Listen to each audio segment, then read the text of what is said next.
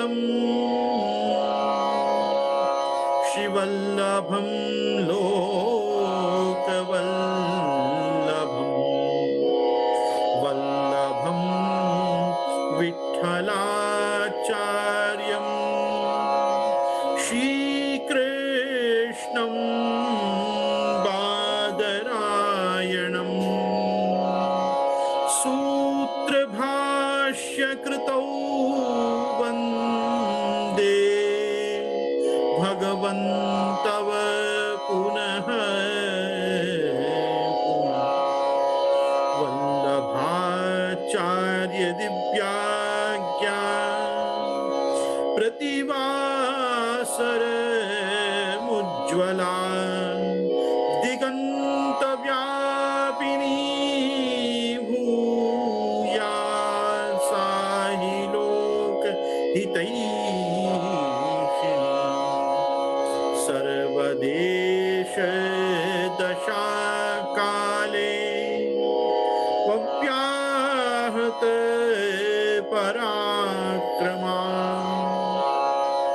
वल्लभाचार्य दिव्याज्ञा वर्धता अभिवर्धता नत्वा श्री वल्लभाचार्या पुष्टिमार्गोपदेशका विठ्ठलेशान् गुरुन् स्तौमि बालकृष्ण मम प्रभु। श्री गोवर्धन धरो जयति पंजय सततं श्री गोवर्धन धर पालय निज दासा।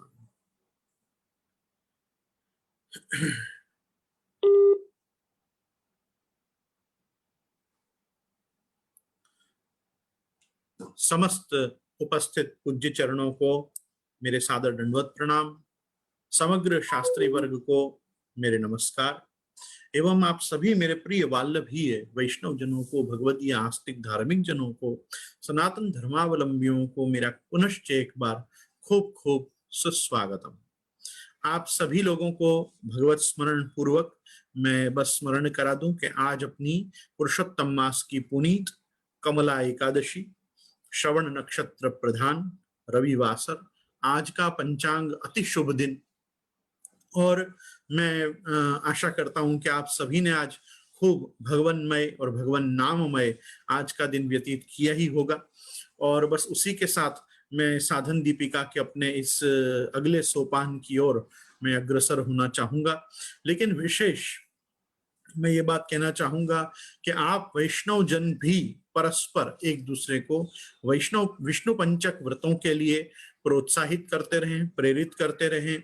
और जैसे हम सब श्री महाप्रभु जी के एक मतलब अत्यद्भुत और अति अलौकिक अद्वितीय एक श्लोक से अपन सब परिचित हैं, जो मैं लॉकडाउन सीरीज में भी आपके समक्ष मैंने रखा था, तो मैं उसको बस एक बार स्मरण करा के और आपने ग्रंथ में प्रवेश करूंगा। और मैं इसलिए स्मरण कराऊंगा क्योंकि ये पूरा वैष्णव धर्म का उपदेश इस एक श्लोक में श्री महाप्रभु जी ने संकलित संग्रहित किया है।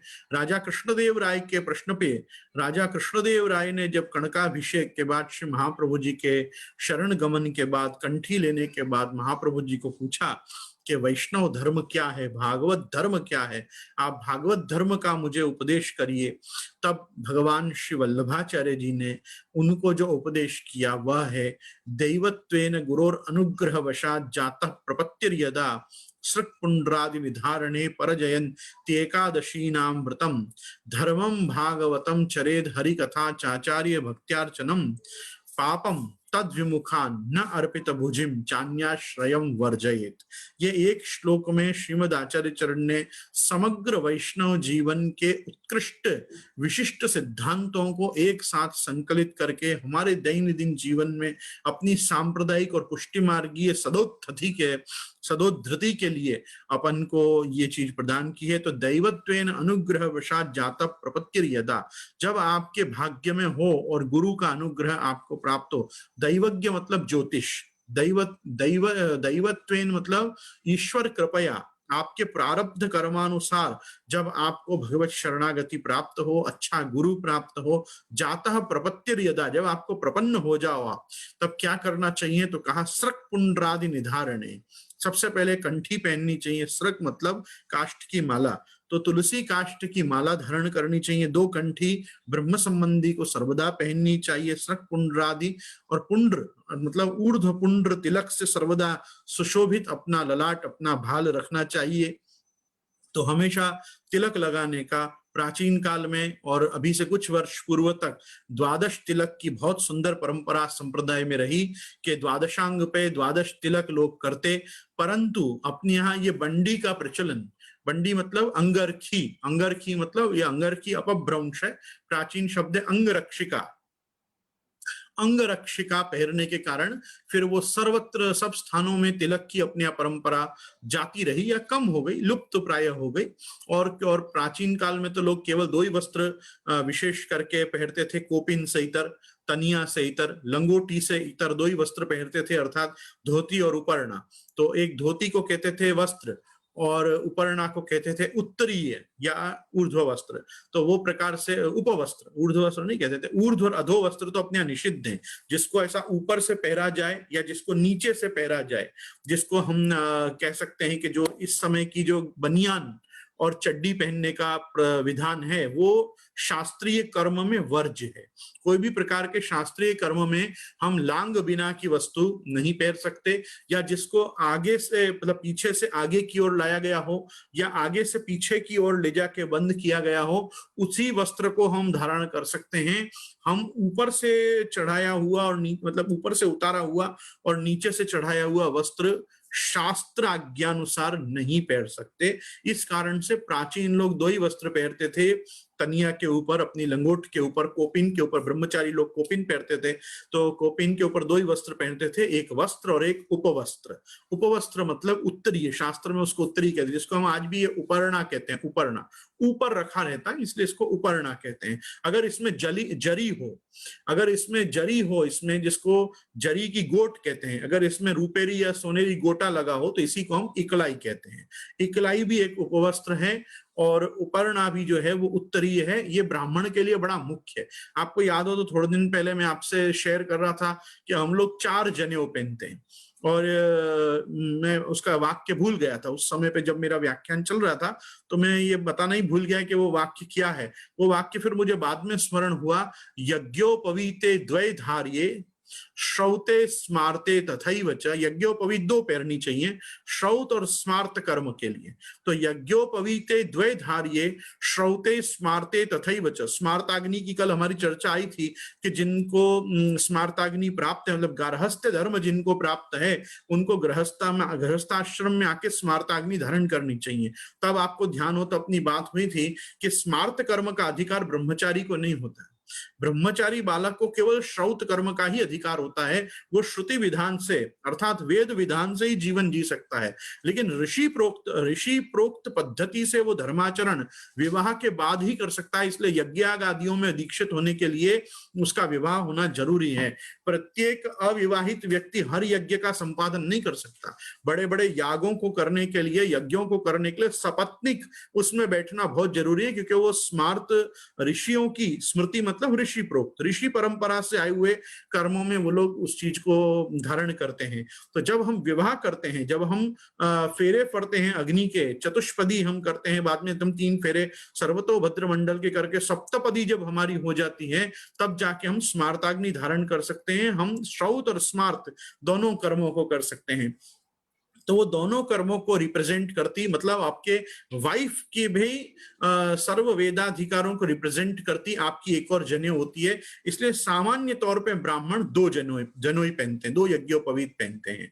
तो यज्ञोपवीते द्वैधार्ये श्रौते स्मार्ते तथैव च तृतीयम उत्तरीयार्थम। ये जो उत्तरीय अपन भूल जाते हैं कभी कभी, तो मैंने आपको पहले भी ये चीज बताई थी कि अगर हम बिना उत्तरीय के कोई भी वैदिक कर्म करें तो उसका जो फल है वो इंद्र ले जाते हैं। इंद्र को ऐसा वरदान है कि अगर कोई भी ब्राह्मण या कोई भी मनुष्य बिना उत्तरीय के, बिना उपवस्त्र के यदि वो केवल धोती पहन के कोई काम करे तो उसके सब कर्मों का फल देवता इंद्र ले जाते हैं। तो आप विचार करो, इसीलिए मैंने कहा था टॉवेल पहन के तो सेवा बिल्कुल ही नहीं करनी चाहिए, नहीं तो थोड़े दिन बाद देवता आपका टॉवेल भी ले जाएंगे।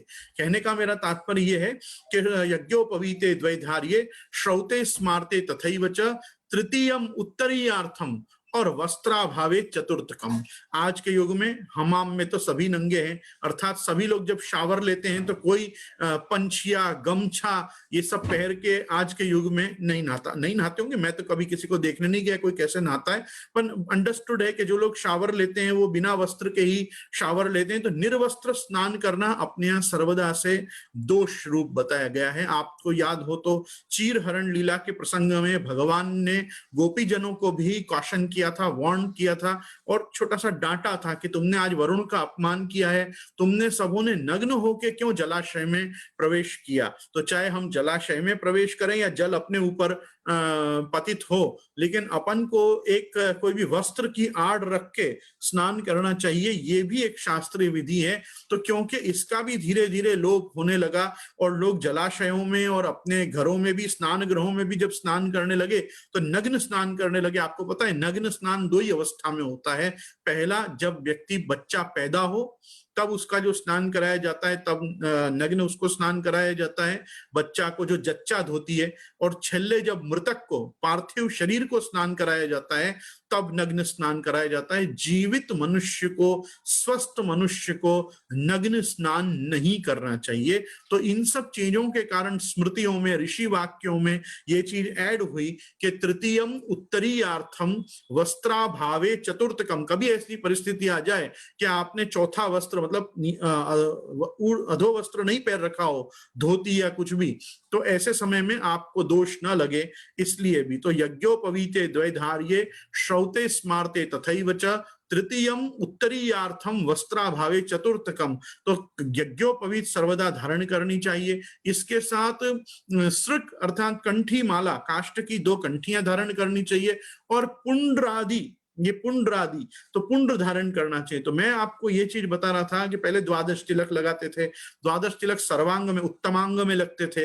तो ऊर्ध्वांग और उत्तमांग में जो द्वादश तिलक करते थे वो अपने यहाँ से क्यों चले गए? क्योंकि हम उत्तरीय पहनना बंद हो गए, धोती और उत्तरीय पहनना हम बंद हो गए। और आपको ध्यान हो तो देव पूजन करने, दक्षिण में आज भी ये परंपरा है कि जब देव पूजन वो लोग करते हैं तब वो लोग अपने उत्तरीय को भी कमर पे बांध लेते हैं। तो क्योंकि उनके दोनों ही वस्त्र उनके कमर पे बंधे होते हैं, इसलिए वो सर्वत्र तिलक कर सकते हैं। बराबर, आज हम अगर तिलक कर भी लें तो वो कंकु हमारे बंडी में खड़ जाएगा और श्वेत बंडी भी लाल हो जाएगी। ऐसे बहुत से कारणों से धीरे धीरे फिर वो द्वादशांग में, द्वादश भगवान नामों से, नारायण के, विष्णु के द्वादश नाम से तिलक करने की परंपरा धीरे धीरे जाती रही। और अब केवल ये एक तिलक बच गया है जिसमें भी लोगों को आलस्य होता है, पता नहीं क्यों। छोड़ो, खैर कहने का मतलब तो सृक पुंड्रादि निधारणे परजयंती एकादशी नाम व्रतम, तो खास विधान किया गया कि पुंड्र आदि, आदि में शंख चक्र आदि धारण करना। तो मैं तो आज भी प्रयास करता हूं कि दिन में एक बार तो कम से कम जब सांगोपांग अपन भगवत सेवा करें, और विशेष करके जो महाप्रभु जी की आज्ञा है कि शंख चक्रादिकम धार्यम मृदाम पूजांगमेव तत्, तो पूजा का अंग भूत होने से शंख चक्र आदि धारण करना चाहिए। क्योंकि पांचरात्र का भी विधान है, वेद का भी विधान है, देवम भूत्वा देवम यजेत। जिस देवता की हम उपासना कर रहे हो, पूजा कर रहे हो, तदरूप होके उस देवता की उपासना करनी चाहिए। तो हमको भी शंख चक्र गदा पद्म नाम मुद्रा और संप्रदाय मुद्रा, अपने षण मुद्रा है, ये षण मुद्रा धारण करके, अन्य संप्रदायों में पंच मुद्रा है, वो शंख चक्र गदा पद्म और नारायण नाम मुद्रा, तो वो ओम श्रीमन नारायणाय यही। लेकिन हम ओम श्रीमन नारायणाय, श्री गोपीजन वल्लभाय और शंख चक्र गदा पद्म षण मुद्रा धारण करने वाली परंपरा है। तो इसके सारे उल्लेख आपको बृहन नारदीय पुराण और बृहद वामन पुराण में मिलेंगे कि कैसे पुष्टि मार्गियों को, वैष्णवों को, शुद्धाद्वैत ब्रह्मवादियों को कुमकुम का ही तिलक करना चाहिए। अपन को गोपी चंदन आदि का ऐसे नासिका पर्यंत तिलक प्राप्त नहीं है। अपन को जो तिलक प्राप्त है वो प्रसादी, भगवत प्रसादी कुमकुम का ही तिलक प्राप्त है, क्योंकि अपना लीला संबंध है। अन्य लोगों का केवल वैकुंठ पर्यंत संबंध है, गोलोक संबंध नहीं है, इसलिए उनको गोपी चंदन या श्वेत मृत्तिका का ही तिलक दिया गया है। महाप्रभु जी आज्ञा करते हैं कि सृक पुंड्रादि, तो पुंड्र में तिलक और तिलक के बाद शंख चक्र आदि धारण करो। सृक पुंड्रादि निधारणे पर जयंती एकादशी नाम व्रतम, पर जयंती मतलब परमात्मा की जो जयंती है चार, उनका व्रत करे और एकादशी का व्रत करे। धर्मम भागवतम चरेत, भागवत धर्म का अनुसरण करे, मतलब स्वधर्म की रक्षा करे, विधर्म का निवर्तन करे और इंद्रियों को वश में रखे। इस प्रकार से धर्मम भागवतम चरेत। हरि कथा चाचार्य भक्त्यार्चनम, भक्तों का अर्चन करे, आतिथ्य करे, आचार्य का पूजन करे और साथ में हरि कथा का आग्रह रखे अर्थात सत्संग करे। तो धर्मम भागवतम चरेत हरि कथा चाचार्य भक्त्यार्चनम पापम तद विमुखान न अर्पित भुजिम चान्याश्रयम वर्जयेत, अन्याश्रय न करे, अर्पित भगवान को अर्पित किए बिना भोजन नहीं करे, भगवत विमुखों का संग नहीं करे और पाप का आग्रह न रखे कि मेरे से, मतलब पाप का आग्रह रखना मतलब पाप न करे। तो ये चार चीजों को वो छोड़ दे। तो पापम तद विमुखान न अर्पित भुजिम चान्याश्रयम वर्जयेत, ये चार चीजों को छोड़ दे। अगर ये प्रकार से व्यक्ति दैवत्वेन गुरोर अनुग्रह वशात जाता प्रपत्तिर यदा सृक पुंड्रादि निधारणे परजयंत एकादशी नाम व्रतम धर्मम भागवतम चरेद हरि कथा चाचार्य भक्त्यार्चनम पापम तद विमुखान अर्पित भुजिम चान्याश्रयम वर्जयेत। यदि इस एक श्री यदुनाथ दिग्विजय वल्लभ दिग्विजय में भगवान वल्लभाचार्य द्वारा प्रोक्त इस एक श्लोक के अनुसार व्यक्ति अपने पुष्टिमार्गीय भगवत भक्त होने के थर्मामीटर को चेक करे तो उसको पता चल जाएगा कि वो बराबर भगवत भक्ति के मार्ग पे चल रहा है या नहीं चल रहा है। उसको विष्णु पंचक व्रत करने हैं, विष्णु पंचक व्रतों के साथ अपने बाह्य अंगों में भी उसको अपने वर्ण धर्मानुसार यज्ञोपवीत, कंठी, तिलक, शंख चक्र आदि, शिखा, विशेष करके शिखा धारण करना, मतलब ये भी एक पुष्टि मार्गियों में बहुत बड़ा हम लोप देख रहे हैं कि बाल तो होते हैं लेकिन शिखा नहीं होती। तो कहीं ना कहीं उनको शिखा रखने का भी आग्रह रखना चाहिए क्योंकि वो सनातन धर्म का प्रतीक है और हम सनातन धर्मावलंबी वेद मार्गानुसारी अपना जीवन जीते हैं और वेद मार्ग का ही अनुसरण अपने भगवत भक्ति मार्ग में भी करते हैं। तो खास लोगों को शिखा का भी आग्रह रखना चाहिए। बिना शिखा के अपना कपाल बिल्कुल बिना एंटीना का और बिना रडार का तुम्हारा इंटरनेट है, ये ऐसी स्थिति में तो कोई सिग्नल आध्यात्मिक आधिदैविक कैसे पकड़ोगे वो परमात्मा ही जानता है। मैं ऐसा नहीं कहता कि जिनको शिखा नहीं है उनको आध्यात्म और आधिदैविक स्पर्श नहीं करता, टकलू लोगों को भी सब प्राप्त होता ही, ऐसा नहीं है। परंतु जिनको केश हैं उनको तो साग्रह शिखा रखनी चाहिए ब्रह्मचारियों की तरह, और वानप्रस्थियों के लिए पंचकेश रखना जरूरी नहीं है, पर एक शिखा तो रख सकते हैं ना अपन माथा पे। तो ये सब चीजों का आग्रह ही अपना धर्माग्रह और धार्मिक जीवन में हमारा विश्वास ये चीजों का द्योतक है, बताता है। और मेरी इन बातों को समझने के लिए टैटू का युग पर्याप्त है कि टैटू बता देता है कि तिलक का क्या महत्व है। लोग जिस भावना से अपने शरीर पे वो क्या कहते के और इस ढंग से वो अन्य संप्रदाय में नहीं तप्त मुद्रा लेते हैं, वैसा ये जो टैटू मुद्रा जो लोग धारण करते हैं मुझे उनको प्रति बहुत दया आती है। ये कल्चर अपने यहाँ का कल्चर नहीं है। जो कल्चर संप्रदाय के सिद्धांतों से मैच ना करे उसको नहीं करना चाहिए। आप सबों को टैटू लगाने का शौक हो तो अधिकांश लोगों को मैं आग्रह करूंगा द्वादश तिलक की परंपरा को वापस शुरू करिए। तिलक ही अपना लोगों का टैटू है और इसमें कोई प्रकार का टैबू नहीं है। आप इसको अपनी हेल्दी फीलिंग्स और हेल्दी इमोशंस के साथ भी धारण कर सकते हो। तो ये जो सब चीजें हैं ये भागवत धर्म है। अपन वैष्णवों को एक दूसरे को भागवत धर्म के लिए प्रेरित करना चाहिए। लोगों को गिफ्ट में एक दूसरे को जप की माला, भागवत जी के पोथी, गीता जी की पुस्तक, षोडश ग्रंथ के पुस्तक, ये सब चीजों को गिफ्ट करना चाहिए। कभी ब्रज में गए तो अपने संघ के वैष्णवों के लिए यमुना जी की लोटी पधरा लाए, कभी ब्रजरज ले आए, कभी चरणामृत का पेड़ा ले आए, कभी कुछ ले आए। गिफ्ट भी करना चाहिए तो कुछ आध्यात्मिक आधिदैविक चीजों को एक दूसरे को गिफ्ट करना चाहिए ताकि वैष्णवी संस्कार और वैष्णवी परंपराएं सुदृढ़ हों। इनको सुदृढ़ करने के लिए हर चीज कोई अपन करें ऐसा जरूरी नहीं, अपन लोगों को प्रेरित करें, वो भी ठाकुर जी की सेवा है। तो मैं एज आचार्य पदासीन होने के कारण, गुरु पद पे होने के कारण आपको यही सजेस्ट कर सकता हूं कि आप थोड़ा इस प्रकार से भी एक दूसरे को जब देंगे गिफ्ट्स तो देखो, कोई व्यक्ति का अहंकार भी बीच में नहीं आएगा। कोई व्यक्ति ये भी नहीं सोचेगा मैं इससे ये चीज क्यों एक्सेप्ट करूं, क्योंकि आजकल क्या हो गया है, लोग पत्रिकाओं में और शादी ब्याह की सब कंकोत्रियों में भी लिख देते हैं ओनली ब्लेसिंग्स नीडेड और ये और वो, मतलब आप कोई गिफ्ट लेके मत आइए। इतने लोगों के यहाँ रखने की भी समस्याएं, कहाँ रखेंगे इतनी चीजें, छोटे छोटे घरों में रह पाते हैं अपने प्रारब्धानुसार। तो मुझे ऐसा लगता है कि उन सब चीजों के चलते आज हम एक दूसरे को कुछ देना ही भूल गए हैं। देने की परंपरा अपने यहाँ कम हो गई है, बांटने की परंपरा कम हो गई है। तो पुष्टि मार्गियों को इस चीज में भी बड़ा हेल्दी रहना चाहिए। एक दूसरे को कंठियां, जब जाओ ब्रज में जाओ, नाथद्वारा जाओ, तो वहां से अधिक की कंठियां लेके आओ। आसपास वालों को भी आके पूछोगे तुम्हारे यहाँ कंठी है कि नहीं, अधकी की कंठी का स्टॉक रखो। ऐसा कुछ चीजें ऐसी बांटो कि उसको भी लगे कि नहीं तुम भी वैष्णव हो तो वो भी वैष्णव है।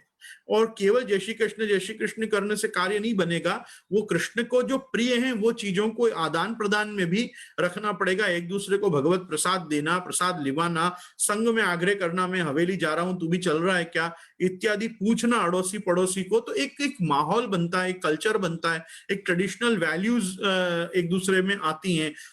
It is not all the time के चलना ऑटो रिक्शा में अपन सब शेयर कर लेंगे। It is not all the time of sharing, it is sharing good moments, good आध्यात्मिक एंड अलौकिक मोमेंट्स के अपन एक दूसरे को साथ में लेके चले, संघ में दर्शन करें, वहां संघ में सेवा में रहें। दो जन का संघ होगा तो थोड़ी देर ज्यादा रुक पाओगे, वापस आने में भी फोन पे घर में इन्फॉर्म कर पाओगे कि नहीं मारा साथे आज है। तो एक व्यवस्था बनती है। तो मेरे इन सब चीजों में आग्रह यही है कि आज क्योंकि इतनी पुनीत परम पवित्र एकादशी पुरुषोत्तम मास में अपन को प्राप्त हुई है, तो अपन को अपने अपने वैष्णव धर्म की ओर अपना जो कंसर्न है, अपनी जो आइडियोलॉजी है, उसको वापस रिकनेक्ट करना ही चाहिए अपने धर्म से। क्योंकि धर्म से जुड़ा हुआ मनुष्य ही मानव है, मानव मनु के वंशज है। बराबर है, मैं तो आदमी बोलता ही नहीं हूं। आदम की संतान नहीं, अपन मनु पुत्र है। अपन आदमी नहीं, आदमी और औरत नहीं, अपन कौन है, अपन पुरुष और स्त्री हैं, नर और नारी हैं, मानव और उसकी पत्नी है। तो अपने को हमेशा अपने संबोधन भी चेक करते रहना चाहिए। क्योंकि हम अगर कहेंगे कि ये आदमी है वो आदमी है, तो वो आदमी कौन हो जाएगा, वो आदम का वो होगा, आदम और ईव। ये अपने यहाँ की व्यवस्था नहीं, अपने यहाँ है मनु और शतरूपा, और वो मनु और शत्रुपा से ही वो बने हैं एडम और ईव। लेकिन अपन को क्या होता है, एडम और ईव याद रहता है। किसी को पूछोगे मनु और शत्रुपा कौन है, आदि मानव और आदि स्त्री है, तो वो जल्दी से उसको कलेक्ट नहीं होगा। क्यों, हम पौराणिक संस्कृति, पौराणिक विचारधारा से के कारण अपन लोग सब 100% मेंटली और आइडियोलॉजिकली तो हम अभी तक कॉलोनाइज्ड ही हैं। तो अपने को पुनश्च ये याद करना पड़ेगा कि we are not in Great Britain, we are in India, we are in Bharat. और भारत में होने के कारण भारतीय सभ्यता वेद क्या कहते हैं, वेदाश्रित है। और जो वेद में से, क्योंकि मनुस्मृतिकार इतनी सुंदर व्याख्या अपन को देते हैं कि वेदो खिलो धर्म मूलम अधर्मस्तद विपर्यय। जितना भी धर्म है उस सब का मूल जो है वो वेद है, और जो वेद बाह्य जितना भी कुछ है वो सब अधर्म है।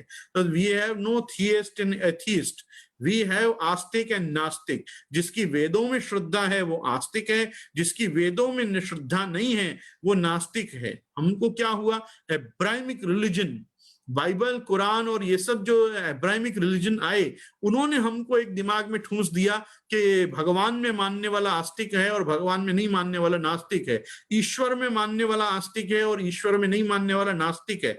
ये हमारी परिभाषा कभी थी ही नहीं।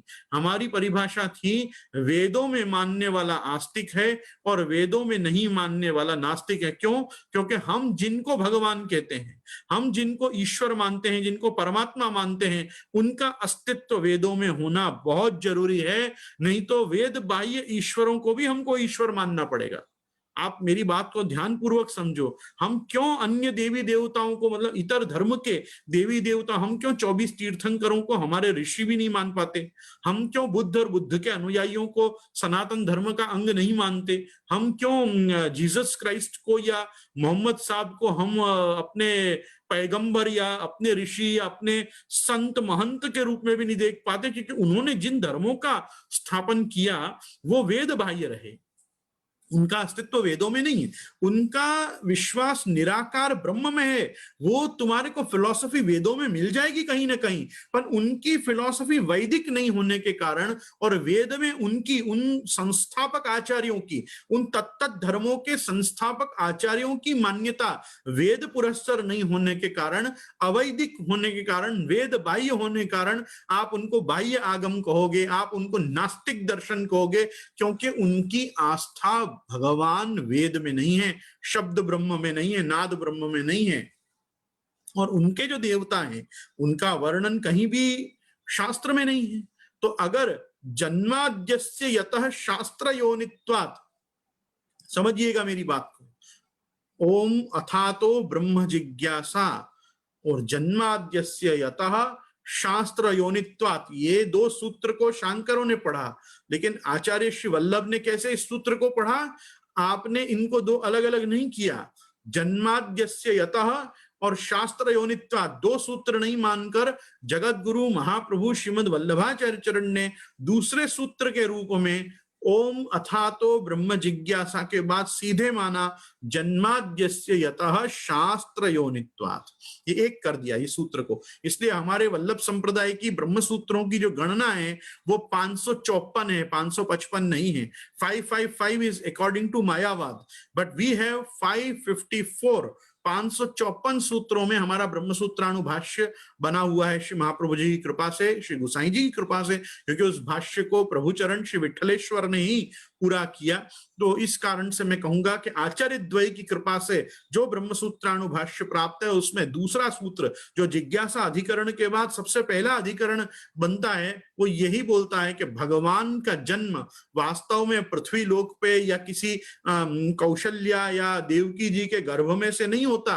उनका जो मूल गर्भ है, जो ब्रह्म योनि है, वो शास्त्र ही है जिसमें से ब्रह्म प्रकट होता है। तो जन्माद्यस्य यतः शास्त्र योनित्वात्, हमारे शास्त्रों में जो ईश्वर होगा उस ईश्वर का हम भजन करेंगे। यदि कृष्ण राम आदि ये वेदे वैदिक ना हो तो हमारे लिए उपास्य और भजनीय नहीं है। समझिएगा बात को, ईश्वर होने के लिए, परमात्मा होने के लिए, ब्रह्म होने के लिए, भगवान होने के लिए इनके ऊपर भी ये कंडीशन है कि तुम्हारा नाम वेदों में मिलना जरूरी है। और जब वेद हमको कहता है कृषिर भूवाचक शब्द ऋणश्च निर्वृतिवाचक तयोरैक्यम पर ब्रह्म कृष्ण इत्यभिधीयते, तब भक्ति मार्गी मानता है कि हाँ कृष्ण पर ब्रह्म है, क्योंकि वेदों ने भी इसको एडमिट किया है।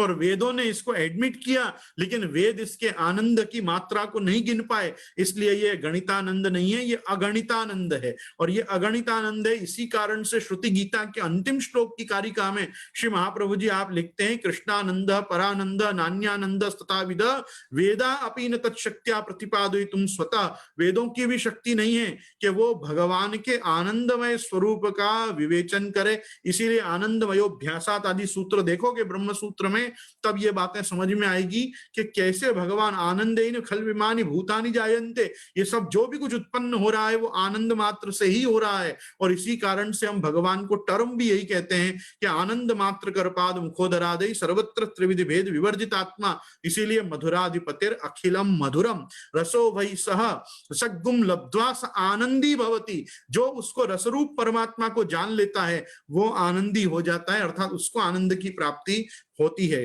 तो श्री कृष्णम परमानंदम दशलीलायुतम सदा सर्वभक्त समुद्धारे विस्फुरंतम परम नुमा, आज अत्र सर्गो विसर्गश्च स्थानम पोषण मूतय मनवंतरेशानुकथा निरोधो मुक्तिराश्रय, ये सारी दशविध लीला करने वाले परमात्मा भगवान श्री कृष्ण जो हैं वो पूर्ण रूप से वेदैश्च सर्वैर अहमेव वेद्य वेदांत कृत वेद विदेह चाहम, वो पूर्ण रूप से वैदिक सनातन धर्म के आदि कारण सर्व कारण कारणम आप स्वयं हैं। तो क्योंकि भगवान अभिन्न निमित्तोपादान कारण ब्रह्म आप स्वयं हैं श्री कृष्ण, इसलिए अपन सबको श्री कृष्ण की सेवा दास भाव से नहीं अपितु दासानुदास भाव से दृढ़ता के साथ करनी है। और इन्हीं सब शास्त्रीय बातों का खुलासा करते हुए भगवान श्री वल्लभाचार्य और प्रभु चरण द्वय मतलब प्रभु और चरण, और प्रभु चरण श्री गुसाई जी अपन को इतना कष्ट करके और इतनी मतलब ये समझो ना कि मेहनत करके अपन को ये ग्रंथ आप प्रदान कर रहे हैं। और आज अपन अपना सौभाग्य है कि आज अपन ये चीजों का दर्शन कर रहे हैं। मैं यहाँ समस्त सनातन धर्मावलंबी आस्तिक वैदिक जनों को, भक्ति मार्गीय, पुष्टि मार्गीय, भगवत कृपा प्राप्त जनों को मैं आग्रह करूंगा कि अपने धर्म को बहुत जीवन में सीरियसली लें। जैसे आप अपने एजुकेशन, अपने प्रोफेशन, अपने कैरियर और अपने कैरेक्टर को आप सीरियसली लेते हो, वैसे ही आपकी आत्मा का कैरियर, आपके आत्मा का कैरेक्टर जो है, ये सब बाकी चीजें तो देह की हैं और ये जो मूल बातें हैं ये आत्मा से संबंधित हैं। ईश्वर सर्वभूतानां हृदयेषु अर्जुन तिष्ठति भ्रामयन् सर्वभूतानि यंत्रारूढ़ानि माया। वो ईश्वर आपके हृदय में बैठा है और आपको परांचिखानी वितरण स्वयंभू तस्मात् पराग पश्यति नान्तरात्मन कश्चित् धीरा प्रत्यगात्मानमैक्षत आवृत्त चक्षु अमृतत्वम इच्छन होकर उसको देखना है। वेदों में बार बार इसका उद्घोष किया है। एको वशी सर्वभूतांतरात्मा एकम रूपो बहुधायो करोति तमात्मस्तम येनु पश्यन्ति धीरा तेषां सुखम शाश्वतम नेतरेषाम एको देव सर्वभूतेषु गूढ़ सर्वं व्यापी सर्वभूतांतरात्मा कर्माध्यक्ष सर्वभूतादिवास साक्षी चेता केवलो निर्गुणश्च रास पंचाध्यायी। सुखदेव जी आप स्पष्ट आज्ञा करते हैं गोपी नाम तत्पति नाम च सर्वेशाम देहधारी नाम योन्तश्चरति सोध्यक्ष क्रीडे नेनेह देहभाग। आज अपन सबको जानना चाहिए कि जो परमात्मा भगवान श्री कृष्ण लड़ुआ गोपाल बालकृष्ण होकर गोवर्धनधर होकर अपने समक्ष, अपने घर में, अपने साथ सेवा में विराज रहे हैं, वो अपने हृदय में भी विराज रहे हैं, अपनी अंतरात्मा में विराज रहे हैं। नमामि हृदये शेषे लीला क्षीराब्धि शाइनम लक्ष्मी सहस्त्र लीला भी सेव्यमानम कला निधिम। उस कला निधि की सेवा हमको प्राप्त हो रही है जो सबसे बड़ा कलाकार है इस पूरे चराचर जंगमा जंगम जगत में। पूरा जो कुछ बना है वो वासनाद वासुदेवस्य वासितम भुवनत्रयम सर्वभूत निवासोसी वासुदेव नमोस्तुते। वो भगवान वासुदेव है, उसका सर्वत्र वास है, कण कण में उसकी उपस्थिति है। तो भी प्रत्यक्ष होने के लिए, अपने को आनंद दान करने के लिए, ब्रह्मानंद से भजनानंद पर्यंत अपन को ले जाने के लिए वो साकृति होके प्राकृत धर्मानाश्रयम अप्राकृत निखिल धर्म रूपमिति निगम प्रतिपाद्यम यत्तत् शुद्धम साकृति होके अपने साथ विराज रहा। उसको नमस्कार करने के अलावा हम कर ही क्या सकते हैं। तो नमन में वही कर्तव्यम नाति शक्यम ये मन्यते। महाप्रभु जी की इस प्रकाश की उक्ति को ध्यान में रखते हुए हम भगवान के चरणारविंद में नमस्कार करके किमासनम ते गरुड़ासनाय किम भूषणम कौस्तुभ भूषणाय लक्ष्मी कलत्राय किमस्ति देयम वागीश किम ते वचनीयम अस्ति, इस प्रकार से प्रभु का ध्यान करके हम अपने ग्रंथ में प्रवेश करते हैं। मैं भक्ति सेतु से चाहूंगा कि मुझे आज की कारिकाओं को का दिग्दर्शन कराया जाए और मेरे साथ सभी को आज की कारिकाएं दिखाई जाएं प्लीज। भक्ति सेतु बहुत सुंदर, बहुत बहुत धन्यवाद। यहाँ पे हमारे को 83rd नंबर के श्लोक से आज हम प्रारंभ करेंगे। कल हमने 82 श्लोक तक संभव है, नहीं हम आगे तक पढ़ चुके थे शायद। खैर हम एक बार 82 श्लोक तक हमने कल देखा था। चित्र मात्रे सेवा स्यात् प्रतिबंधे गुरोर गिरा छले नापी भजन कृष्णम मुच्यते गोपिकादिवत। आज हम 83 से एक बार वापस देखते हैं, अगर हम चिंतन किया है तो भी, और नहीं तो पुरुषापेक्षया स्त्रीणाम हृदयम मृदु दृश्यते।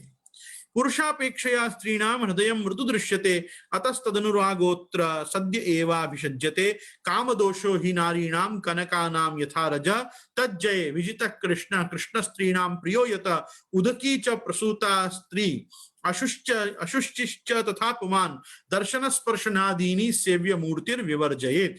ये जगह तक आप समझिए कि 3 श्लोक और अभी स्त्रियों के धर्म का आप निरूपण प्रभु और चरण गोपीनाथ जी यहाँ पे कर रहे हैं। तो पहले हम इनको देखेंगे और साथ में चित्रमूर्तिर विज्ञानाम पराधीनात्मनामपि शुचि लक्ष्मणा पीच्याम च गुरु दत्ताम भजेद्वरै तीर्थ तो ये निजेर मंत्र संस्कृताम सुमनोहराम लघ्वीमेव भजेद मूर्तिम यथा लब्धोपचारकैहि। ये सब का भी हम आज चिंतन जाकर कर पाएंगे, जरूर करेंगे। पहले हम ये 3 श्लोकों को देखेंगे। तो मैं खास चाहूंगा कि 83rd श्लोक पे से आप लोग ध्यान दें।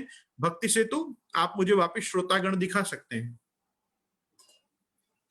बहुत बहुत धन्यवाद। Very good. हाँ हम लोग 83rd पे कल हमने बहुत देर वो एकादशी महात्म्य और पुरुषोत्तम मास की एकादशी का चिंतन किया ना, तो मैं खुद थोड़ा डिस्कनेक्ट था मेरे ग्रंथ से, लेकिन प्रभु की और आप सबों के सहयोग से, प्रभु की कृपा और आप सबके सौजन्य से मैं वापस ग्रंथ पे हूँ। हमारा 83rd श्लोक जो कह रहा है वो कह रहा है, पुरुषापेक्षया स्त्रीणाम हृदयम मृदु दृश्यते अतस्तदनुरागोत्र सद्य एवाभिषज्यते। पुरुषन की तुलना में स्त्री जनन के हृदय कोमल होते, ताते प्रभु में विनको अनुराग पुरुषन के करते शीघ्र ही हो जाते। यहाँ आज्ञा कर रहे हैं कि पुरुषों की तुलना में स्त्री का हृदय जो है वो ज्यादा कोमल होता है, इसलिए प्रभु में उनका अनुराग जल्दी हो जाता है, जितनी जल्दी अन्य लोगों का अनुराग नहीं बैठ पाता, अर्थात पुरुषों का अनुराग नहीं बैठ पाता।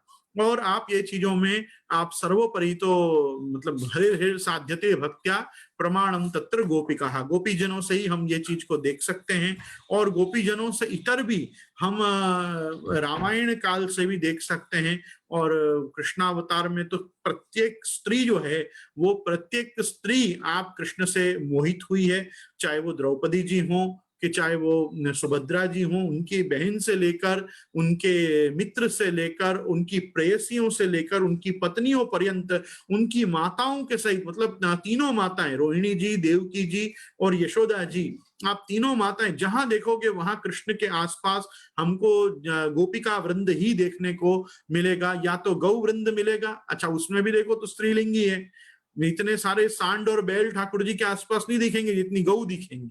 तो आप देखोगे तो गो गोप गोपी जन राज राजिते, तो गो गोप गोपी जन राज राजिते, आपके आसपास गोपों के अलावा अगर कोई है तो वो गौ और गोपी जन ही है। तो वो क्यों? क्योंकि हम लीला सृष्टि में भी देख सकते हैं कि जो स्त्रियां हैं वो लीला में भी और अभी प्रत्यक्ष में भी हम लोक में भी देख सकते हैं। हमारे पुष्टि मार्ग पे तो ये आरोप ही है कि हवेलियों में छोकरियों ने स्त्रियों વધારે હોય, पुरुषों की अपेक्षा स्त्रियों વધારે हवेलियों जाती હોય। उसका कारण है कि पुरुषों को और भी काम धंधे हैं, वो ऑफिस भी जाएंगे, धंधा भी करेंगे और भी अपने सब कार्यों को करेंगे। स्त्री घर से निवृत्त हो जाती है जल्दी, तो जल्दी सेवा में आ जाती है, और कोई उसमें कारण नहीं है। लेकिन अपने यहाँ हवेलियों में भी हम देख सकते हैं 70-30 का रेशियो देखने को मिलता है कि 70% स्त्री होती है, 30% में पुरुष होते हैं। ये तो हमारा वापी घर का सौभाग्य है कि हमारे यहाँ बराबर 50-50 का रेशियो रहता है, क्योंकि हमारे यहाँ प्राय सभी लोग कपल में ही सेवा करने आते हैं। तो उस कारण से हमको जितनी स्त्रियों की सेवा प्राप्त होती है उतनी की उतनी हमको पुरुषों का भी सहयोग सेवा में प्रचुर मात्रा में प्राप्त होता है। ये हमारे वापी का एक वैशिष्ट्य है। तो मैं वापी के वैष्णवों को खूब खूब आशीर्वाद देना चाहूंगा, क्योंकि वो फिजिकली सेवा में जो ढंग से जुड़ जाते हैं। और एक आश्चर्य की बात देखने को मिलती है यहाँ पे, मान लो कोई व्यक्ति अपनी व्यस्तता के कारण बिजी हो और ना आ पाए उस समय, तो वो अपना सब्स्टिट्यूट तुरंत डेप्यूट करके किसी न किसी डेप्यूटी व्यवस्था को भेजता ही है, और वो हवेली के हर सेवा कार्य को बहुत सीरियसली लेते हैं। ये संप्रदाय में उनकी एक अलग छटा देखने को मिलती है कि कभी भी ठाकुर जी का कार्य और गुरुदेव के कार्य को रखड़ाते नहीं है, वो किसी न किसी को तुरंत उस जगह पे भेज देते हैं, चाहे वो खुद भी ना आ पाए। ये भी एक बहुत हेल्दी साइन है। इसलिए मैं आप सभी मेरे वर्ल्ड वाइड वैष्णवों के साथ हमारे वापी का गौरव शेयर करना चाहता हूं कि हमारे वापी का वैष्णव बड़ा जागृत है और सजग है अपने कार्य के प्रति, इसलिए वो कभी भी अपने काउंटर पार्ट को भेजता ही है, चाहे वो उनके घर की स्त्री हो, चाहे वो कोई ना कोई अन्य व्यवस्था को भी भेज के, लेकिन ठाकुर जी के कार्य को और गुरु के कार्य को भी उतनी ही अहमियत वो देते हैं जितनी वो अपने लौकिक, व्यावसायिक, व्यावहारिक और व्यापारिक कार्यों को देते हैं। ये होना ही चाहिए। क्यों? क्योंकि ये आक्षेप हम सबको मिलकर मिटाना है कि हवेलियों में तो स्त्रियों का ही आधिक्य होता है। हवेलियों में स्त्रियों का आधिक्य नहीं होता है। आप देखोगे तो फूलघरिया, पानघरिया, शाकघरिया, भंडारी, सजावट के मतलब परगना अधिकारी, उस्ताजी अधिकारी जी, समाधानी जी, 100% पोस्ट जो है वो पुरुष प्रधान है हवेलियों में। ये एक और बात है कि उनको स्त्रियों से ही अधिकांश सेवा लेनी होती है, क्योंकि कहीं वस्त्र सेवा की आवश्यकता होती है, कहीं श्रृंगार के रिपेयर्स की आवश्यकता होती है, कहीं चित्रकाम की आवश्यकता होती है, कहीं कुछ सिद्ध करने की फलार में, दूध घर में आदि में कहीं आवश्यकता पड़ती है, तो वो सब कार्य तो पुरुष नहीं करेंगे। इसलिए ज्यादातर वहां पे स्त्रियों का इन्वॉल्वमेंट देखने को मिलता है। फूलघर, शाकघर, पानघर में स्त्रियों का इन्वॉल्वमेंट देखने को मिलता है। एक आश्चर्य की बात है, गुजराती पुरुष को हम जल्दी से शाकघर की सेवा में नहीं देखते, पर अपने घर की सब्जी तो वही काटता है।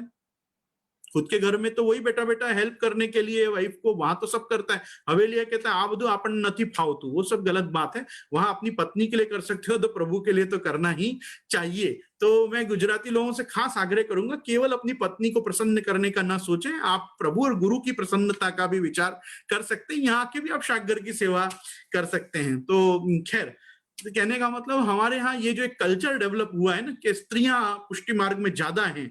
अरे पुष्टि मार्ग में तो स्त्रियां ज्यादा होंगी ही ना, सारी गोपीजन क्या पुरुष हैं क्या? समस्त गोपीजन, पूरा गोपी मंडल जो है वो गोपीपति समारंभाम विष्णु स्वामी मध्यमाम श्रीमद आचार्य पर्यंताम वंदे गुरु परंपराम हम कह रहे हैं। हमारी संप्रदाय मुद्रा हम लिख रहे हैं श्री गोपीजन वल्लभाय नमः। तो यदि गोपीजनों के भाव रूप, गोपीजनों के भाव वंशधर स्त्री वैष्णवों का आधिक्य हो भी गया तो उसमें कोई दुराव नहीं है, परंतु हम पुरुषों को नहीं भूलना चाहिए कि भगवत समक्ष तो हम भी स्त्री ही हैं। हम पुरुष भी पुरुष नहीं है ठाकुर जी के सामने, नहीं तो वो कैसे पुरुषोत्तम होंगे? और वो तो केवल पुरुषोत्तम भी नहीं है, पुरुषोत्तम तो नरसिंह जी भी हैं, पुरुषोत्तम तो रामचंद्र जी भी हैं, पुरुषोत्तम तो वामन जी भी हैं।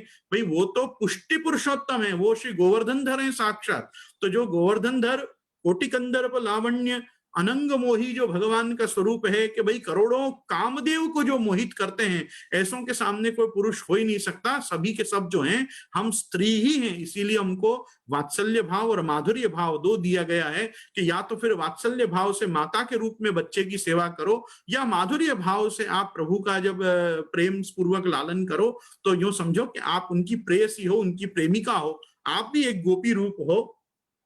इस प्रकार से ही भगवत सन्मुख रहना चाहिए। तो मैं खास आग्रह करूंगा कि संसार में जितने पुरुष हैं वो भी अपने पुरुषत्व के अहंकार को छोड़ के दास भाव से, गोपी जनों के भाव से भावित होकर यह कुर्यात सुंदराक्षीणाम भवने लास्य नर्तने तासाम भावनया सिद्ध सही सर्व फलानुभाग। सर्व फलों के अनुभव करना है, सर्व फलों को प्राप्त करना है तो थोड़ा गोपी भाव अपने में भी लाना परम आवश्यक है। सर्वत्र और सर्वदा पुरुष हैं हम, पुरुष हैं हम, ऐसे भी कोई महापुरुष नहीं हो। तुमने कोई बहुत बड़े जीवन में चौके छक्के नहीं जड़े अभी तक, अभी भी स्ट्रगल ही कर रहे हो, और स्ट्रगल करते रहना, संस्कृति करते रहना ही सांसारिक मनुष्य का धर्म मात्र है, वो बेचारा कर ही रहा है। इसलिए भगवान के सामने अपने अहंकार को लवलेश मात्र भी न करते हुए, त्यागते हुए, जो गोपी भाव अपने में आरूढ़ होता हो, चाहे वो मातृभाव से या भगिनी भाव से या स्त्री भाव से, जो ढंग से भी आप ला सको अपने में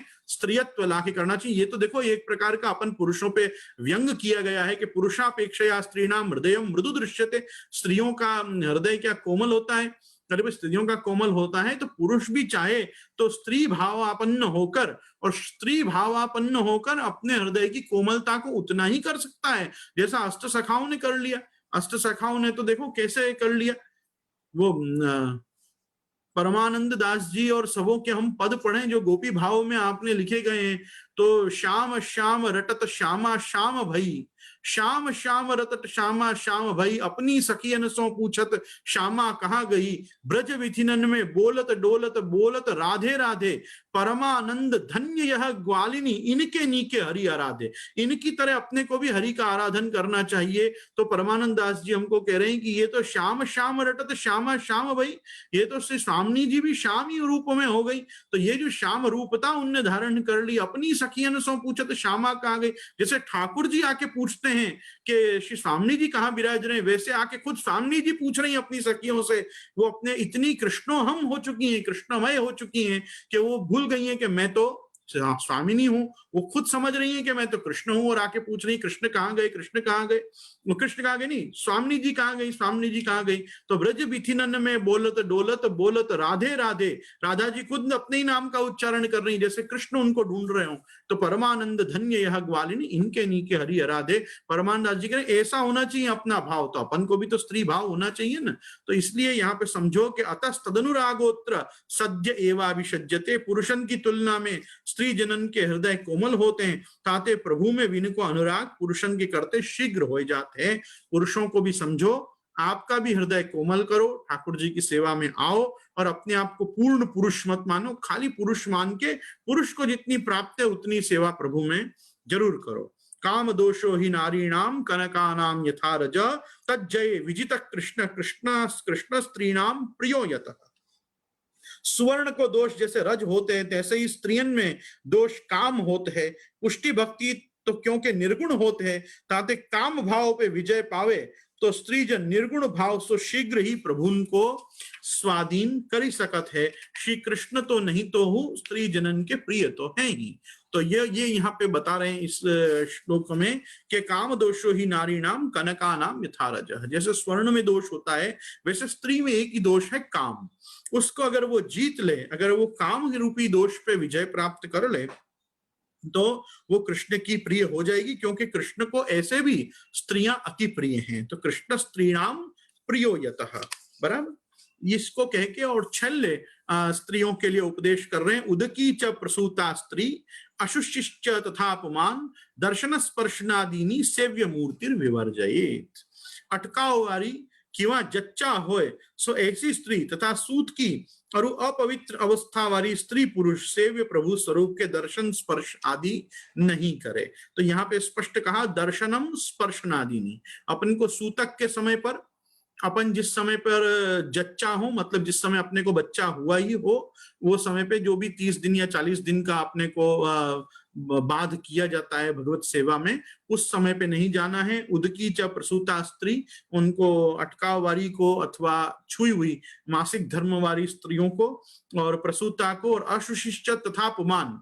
और अशुशिष्ट मतलब सूतक और पिंडरू में भी, तथा पुमान और पुरुषों को भी वैसे ही सूतक और पिंडरू आदि में दर्शन स्पर्शनादीनी सेव्य मूर्तिर विवर्जय। देखो यहाँ पे विशेष करके सूत की और अपवित्र कहा गया, पिंडरू को नहीं संबोधित किया गया है, क्योंकि यहाँ दर्शन का भी निषेध कर रहे हैं। पिंडरू में हम दर्शन कर सकते हैं, पिंडरू में हम हवेली भी जा सकते हैं, जिसको वृद्धि सूतक कहते हैं।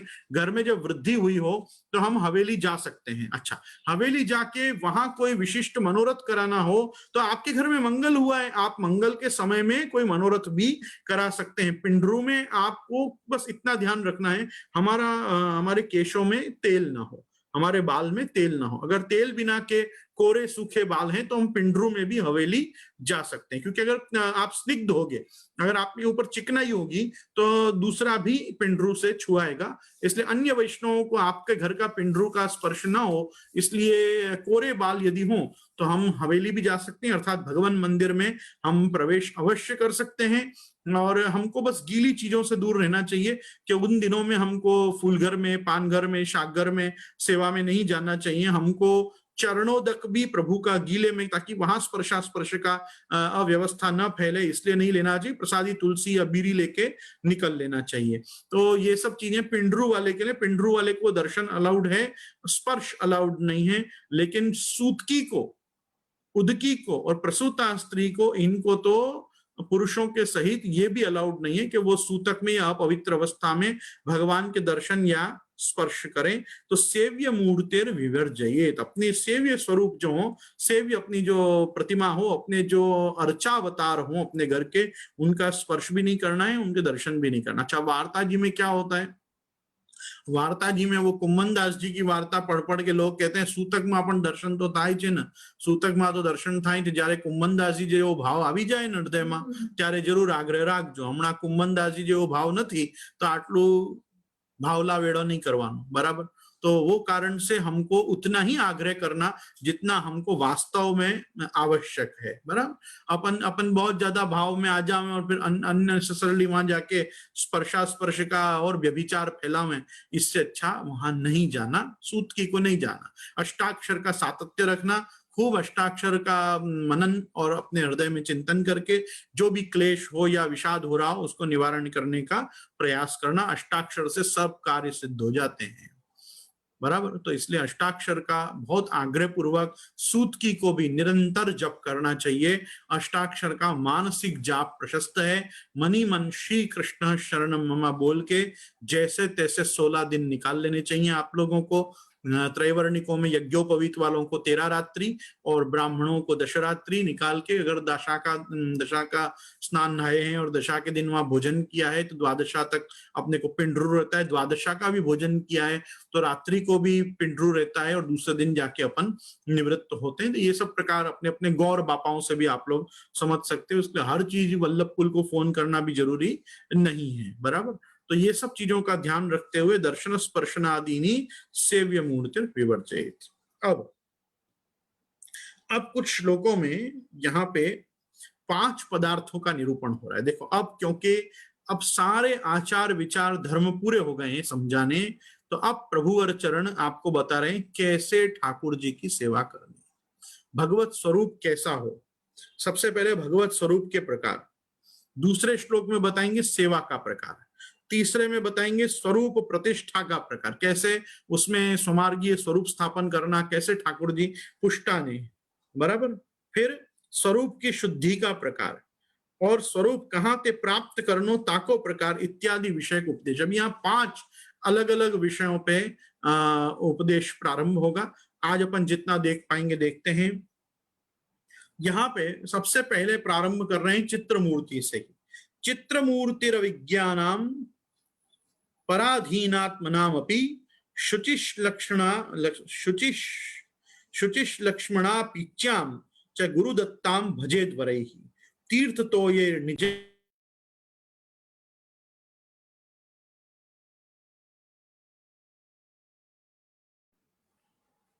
आप सब श्रवण कर पा रहे हैं?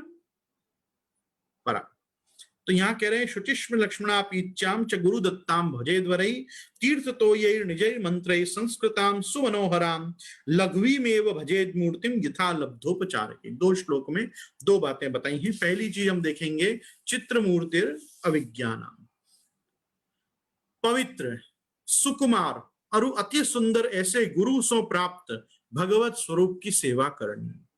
श्री यमुना जी जैसे श्रेष्ठ तीर्थ के जल सो संप्रदाय परंपरा सो प्राप्त निज मंत्रन सो संस्कार करे भय सुंदर मनोहर बहुत बड़े नहीं ऐसे भगवत स्वरूप की सहजता सो उपलब्ध वस्तुन सो सेवा करे। जिनको सेवा विधि आदि को पूर्ण ज्ञान न होए और अथवा पराधीन होवे ते अन्य भगवत स्वरूप की सेवा करवे की अनुकूलता जिनकी न होए तिनको चित्र स्वरूप की सेवा करनी ही उचित है। चित्र सेवा, जैसे अपने यहाँ बहुत सारे वैष्णवन के घर में श्री गोवर्धन धर श्रीनाथ जी चित्र स्वरूप से ही आप विराजते हैं। तो ये चित्र स्वरूप से सेवा का विधान सबसे पहले दे रहे हैं कि सबसे पहले तो अनुकूलता जैसे ही होए तो आप चित्र स्वरूप की सेवा से सेवा के क्रम को प्रारंभ कर सकते हो। तो यहाँ पे कह रहे हैं चित्र मूर्ति विज्ञानम पराधीनात्म भावना। अब देखो यहाँ पे जो ये बात कही है ना, पवित्र अरु सुकुमार शुचिश लक्ष्मणाम, ये छोटा स्वरूप होना बहुत जरूरी है। इसको भी यहाँ पे बता रहे हैं कि लघ्मी मेव, बहुत सुंदर बात यहाँ पे कही कि लघ्मी मेव भजेद मूर्तिम यथा लब्धोपचारकैः। आपको बहुत बड़ा स्वरूप घर विराजे ऐसा जरूरी नहीं है। संप्रदाय में बहुत आवश्यक ये है कि पवित्र मतलब पंच धातु जिसमें शुद्ध हो ऐसा पवित्र, बराबर। कोई भी एक धातु से निर्मित होना बहुत जरूरी है। काष्ठ का हो, चाहे वो पाषाण का शिला विग्रह हो, या वो पंच धातु या अष्ट धातु से निर्मित हो, पर जो भी हो वो मेटलर्जी में जो विधान बताए गए हैं कैसे इनको जोड़ के और कैसे मूर्ति का निर्माण करना, उनके अनुपात और अनुरूप बने हों, तो ऐसी पवित्र सुकुमार और अति सुंदर मतलब आपको जिनको देख के प्रेम आवे, जिनको देख के लाड आवे, ऐसा ठाकुर जी का स्वरूप अपने पास होना चाहिए। और सबसे बड़ी चीज यह कही, गुरु सो प्राप्त भगवत स्वरूप की सेवा करनी। गुरु दत्ताम भजेद वरैहि, गुरु के द्वारा वो प्राप्त होने। अब उनको कैसे शुद्ध करने, तो दूसरी चीज क्या बताई, सेवा को प्रकार। तो सेवा के प्रकार में पहले ये एक इन शॉर्ट बताया कि उनका सुसंस्कार करके, उन मूर्ति का, उन स्वरूप का यमुना जी के जल से स्नान करा के या गुरु परंपरा से प्राप्त उनको अपनी भाषा में जिसको कहते हैं पुष्टा के, और वो पुष्टा के निज मंत्र संप्रदाय परंपरा सो प्राप्त निज मंत्रन सो संस्कार करे भय। ऐसे सुंदर मनोहर बहुत बड़े नहीं ऐसे भगवत स्वरूप की सहजता से जो वस्तु उपलब्ध हो उनसे सेवा करे। मतलब अपने आसपास जो भी मटेरियल भगवत सेवा का या भगवत सेवा में उपयोगी प्राप्त होता हो उतने से ही पहले सेवा को प्रारंभ करना चाहिए। और अगर उसका पूर्ण ज्ञान न हो अपने को नहीं मिले सब संसाधन, अनुकूलता घर में न हो, तो ऐसे समय में केवल चित्र स्वरूप की आप सेवा करके भी कृष्ण सेवा परायण जीवन जी सकते हो। अब देखो क्या है, अब नात्र प्राण प्रतिष्ठादि व्यापकत्वाद जीवत स्थान शुद्ध्यर्थ में भी शब्दार्थमपि सद्गुरो हो अचि अशुचि स्पर्शने तस्या तथा पंचामृतैरपि होमेर्दानेन संशोध्य वैदिकेन निजात्मवत। ये सब जो श्लोक हैं ये सब टाइम मांगते हैं, और मैं चाहूंगा कि क्योंकि सर्वदा से पुष्टि मार्ग में एक, मैं तो इसको झंझट ही कहता हूं, झंझट वैष्णवों के हृदय में और उनके मानव मस्तिष्क में रही है। पुष्टावेला, बगैर पुष्टावेला, पुष्टाए हुए ठाकुर जी, बिना पुष्टाए हुए ठाकुर जी, और सकड़ी भोग के ठाकुर जी, अनसकड़ी के ठाकुर जी, दूध घर के ठाकुर जी, ये सारी प्रपंच पंचायत और झंझटों का खुलासा यहाँ गोपीनाथ जी करने को तत्पर विराज रहे हैं। और लोगों के जितने भी ये प्रश्न हैं, ये अच्छे प्रश्न है, मैं ये नहीं मानता हूं कि ये प्रश्न खराब हैं, परंतु कब तक पूछोगे? 500 साल, 542 साल हो गए संप्रदाय को, अभी भी यही पूछ रहे हो, आम कराए, तेम कराए, केम कराए, क्या कराए, कौन कर से करवा वालों कोई नदियों एकलो छू, क्या सुधी पहुंचो, ये सब ये क्या ये लेके बैठे हुए हो?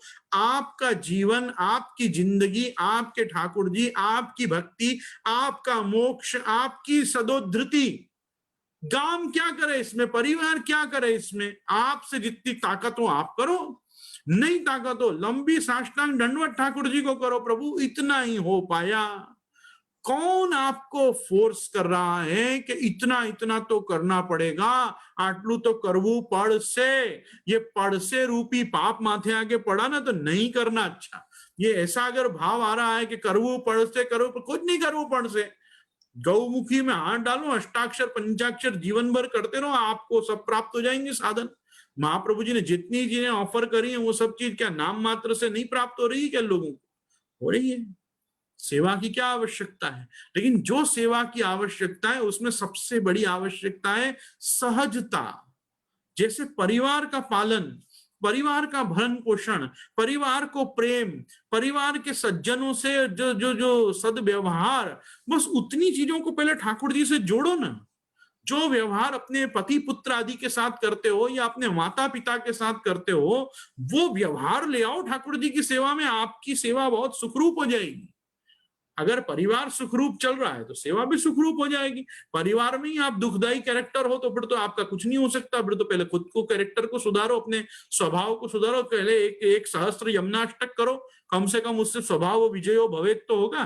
तो पहले तो स्वभाव सेवा के अनुरूप करो, पहले स्वभाव विचार व्यवहार सेवा के अनुरूप घर में स्थापो, घर में शांति का संस्थापन करो। जहां शांति होगी वहां सुख आएगा, जहां सुख आएगा वहां समृद्धि होगी, और जहां समृद्धि होगी वहां स्वस्ति होनी चाहिए। तो ये स्वस्ति, आज तुम्हारी शांति भी सस्ती है, कम समय की शांति है। क्यों शांत नहीं बैठे हो, उद्विग्न चित्त रहते हो सर्वदा? क्योंकि आपने संप्रदाय के मूलभूत टेनेट्स, मूलभूत डॉक्ट्रिन्स, मूलभूत प्रिंसिपल्स के साथ अपने को कनेक्ट नहीं किया है। आपको संप्रदाय के अंदर जो कनेक्शन दिया गया था वो आनंद लेने के लिए दिया गया था। सेवनम इति सेवा, आप जैसे कोई चीज का सेवन करते हैं वैसे ठाकुर जी को खा जाओ। खा जाओ मतलब उनमें से जो निर्झरित, सर्वदा निर्झरित आनंद है, उस आनंद को लो। और ठाकुर जी में तो आनंद आ नहीं रहा। ठाकुर जी के लिए पूरा घर लड़ रहा है, आम कर तेम कर, आम नहीं कराए तेम नहीं कराए, अरे मारा ठाकुर जी छे तू केम करे छे तुम थे, इतना तो तांडव वहां हो रहा है। फिर आनंद नहीं आओ तो सेवा में आनंद कहां से आएगा? तो आनंद के लिए आनंद तांडव करना पड़ेगा। तुम तो प्रलय तांडव लेके बैठे हो, तो प्रलय तांडव बंद करो संप्रदाय में। जो करे जितना करे उसका एहसान मानो, नहीं करे तो समझो मेरी जवाबदारी है, ठाकुर जी मेरी जवाबदारी पे घर बिराज रहे हैं, मुझसे जितना होगा मैं करूंगा, नहीं होगा तो मैं दंडवत करूंगा। बस नमन में वही कर्तव्यम नाति शक्यम ये मन्यते करता रहूंगा। प्रभु या जन्म में तो मुझसे कछु नहीं भयो, आप कृपा करो अगलो जन्म फिर सेवा को मिले तो सब विस्तार सेवा करूं। मांगो प्रभु से, ये मांगो, यह मांगो गोपी जन वल्लभ, यह मांगो संकर्षण वीर, मारो मांगो प्रभु से कि प्रभु सेवा तो दो और सेवा तो लो, मेरी सेवा तो आप स्वीकारो।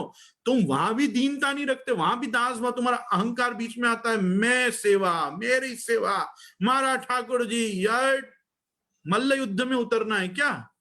ये मल्ल युद्ध में नहीं उतरना है, सेवा में उतरना है।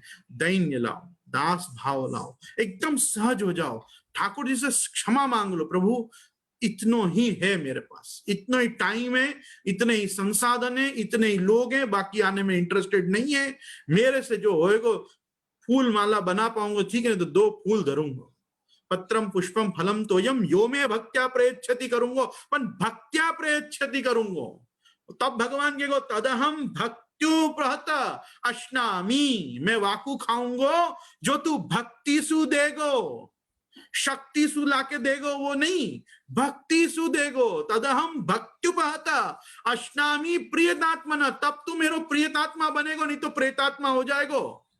तो समझो ये फर्क को कि हम जो लाला के ठाकुर जी सन्मुख धरे जा रहे हैं, उनमें इंटेंसिटी ऑफ प्रेम कितनी है।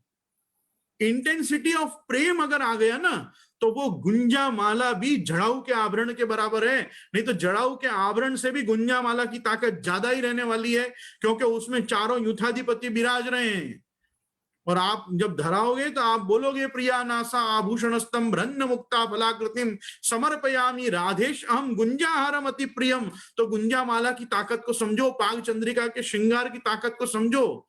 वहां मुकुट काचनी जुड़ कुले और जड़ाऊ को साथ को जोड़ धरना जरूरी नहीं है, धरना जरूरी यह है कि रोज सेवा अनन्यांश चिंतयन्तो माम ये जना पर्युपासते तेषाम नित्याभियुक्तानाम योगक्षेमम, वहां हम नित्याभियुक्त होके भगवत सेवा करनी है। तो भगवत सेवा की नित्यता के विधान को समझ के, भगवत सेवा के नित्यता की लीला नित्यता के साथ, लीला नित्यतावाद के संबंध के साथ अपने संबंध को समझ के भगवत सेवा के अनुष्ठान की आवश्यकता है। इसलिए आगे के श्लोक कुछ समय मांग रहे हैं, इसलिए मैं कल आपके साथ सविस्तार उनकी कुछ चर्चा करना चाहूंगा। आइए हम आश्रय का पद करें और आज सभा को यहाँ विराम दें। दृढ़ चरणन केरो भरोसो, दृढ़ चरणन केरो, श्री वल्लभ नख चंद्र छटा बिन सब युग मांझ अंधेरो भरोसो, दृढ़ चरणन केरो, साधन और नहीं आकली में जासो हो ये निबेरो, सूर कहा कहे द्विविध अंधरो, बिना मूल को चेरो भरोसो, दृढ़ न चरणन केरो भरोसो। श्री गोवर्धन नाथ की जय, श्याम सुंदर श्री यमुने महारानी की जय, श्री वल्लभाधीश की जय, श्री गुसाई जी परम दयाल की जय, आज के आनंद की जय।